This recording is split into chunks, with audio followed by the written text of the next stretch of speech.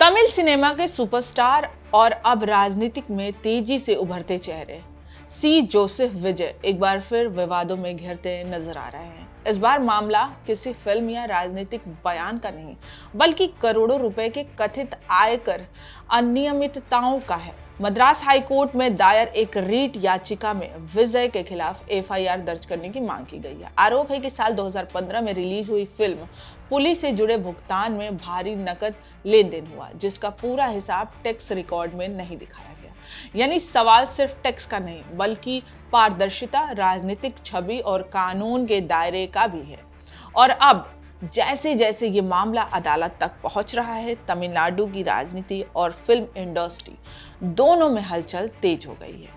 ये पूरा मामला 2015 में फिल्म पुली की रिलीज के बाद शुरू हुई। आयकर जांच से जुड़ा हुआ है। याचिका में दिए गए दस्तावेजों के मुताबिक 30 सितंबर 2015 को आयकर विभाग ने विजय से जुड़े परिसरों पर तलाशी और जब्ती अभियान चलाया था। जांच के दौरान अधिकारियों को कथित तौर पर ऐसे दस्तावेज मिले जो बिना हिसाब किताब वाले नकद लेन देन की ओर इशारा करते थे। आरोप है कि फिल्म के निर्माताओं पीटी सिल्वा कुमार और सीबू ने विजय को 16 करोड़ रुपए चेक के जरिए देने के अलावा लगभग 4 करोड़ 93 लाख रुपए नकद भी दिए थे। सबसे बड़ा सवाल यही है, टैक्स डिडक्शन एक्ट सोर्स यानी टीडीएस सिर्फ चेक से दिए गए भुगतान पर जमा किए गए, जबकि कथित नकद भुगतान का ऐसा नहीं हुआ।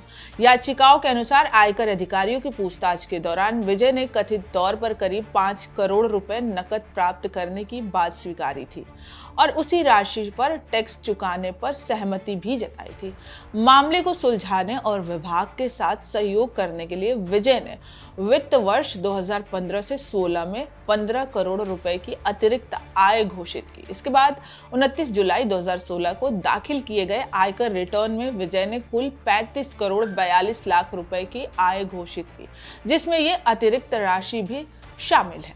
रिपोर्ट्स के मुताबिक रिटर्न में संपत्ति पर मूल्यह्रास और फैंस क्लब के खर्चों के लिए टैक्स छूट का दावा भी किया गया था। अब पूरे मामले का आधार बनाकर हाई कोर्ट में याचिका दायर की गई है, जिसमें मांग की गई है आयकर जांच में सामने आए तथ्यों के आधार पर विजय के खिलाफ आपराधिक कार्रवाई और एफआईआर की मांग की गई। हालांकि अब तक अदालत इस मामले पर कोई अतिरिक्त टिप्पणी नहीं की है। फिलहाल हाई कोर्ट रजिस्ट्री ने याचिका की नंबर दे दी है और जल्द ही इसे सुनवाई के लिए सूचीबद्ध किया जा सकता है।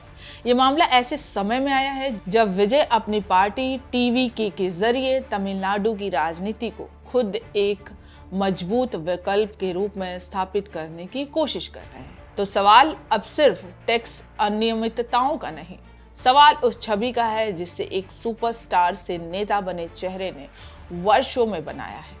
क्या ये मामला सिर्फ एक पुरानी टैक्स जांच का कानूनी विस्तार है, या फिर राजनीति में बढ़ती लोकप्रियता के बीच विजय पर दबाव बनाने की कोशिश?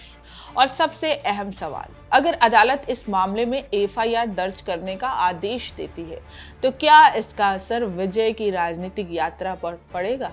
फिलहाल तमिलनाडु की नजरें अब मद्रास हाई कोर्ट पर टिकी है, जहां से आने वाले दिनों में ये मामला और बड़ा राजनीतिक तूफान खड़ा कर सकता है।